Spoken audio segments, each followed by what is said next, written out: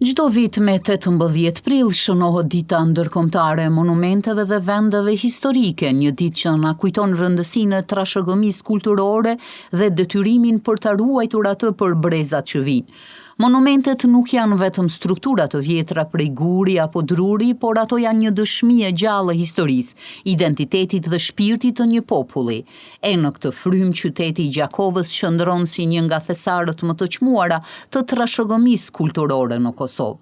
Me rrugicat e saj të vjetra dhe arkitekturën karakteristike, Gjakova ruan një pasuri të madhe monumentesh që tregojnë historinë e saj ndër shekuj.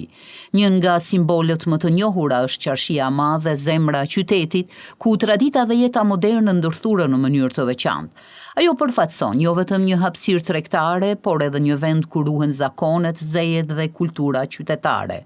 Po ashtu kemi edhe Xhaminë e Hadumit si një tjetër monument me vlerë të jashtëzakonshme historike dhe shpirtërore. E ndërtuar në shekullin 16, ajo mbetet një dëshmi e rëndësishme e trashëgimisë arkitekturore dhe fetare të qytetit.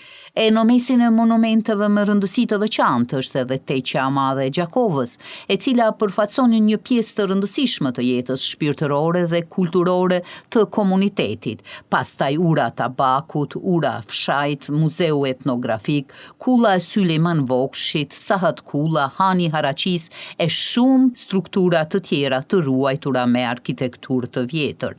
Ruajtja këtyre monumenteve nuk është vetëm përgjegjësi e institucioneve, por edhe detyrë e çdo qytetari. Çdo gure, çdo derë vjetër dhe çdo rrugicë bart një histori që nuk duhet harruar. Në ditën e monumenteve duhet të reflektojmë për vlerën e trashëgimisë sonë dhe të angazhohemi për të mbrojtur atë, sepse pa të kaluarën tonë nuk mund të ndërtojmë një të ardhme të qëndrueshme.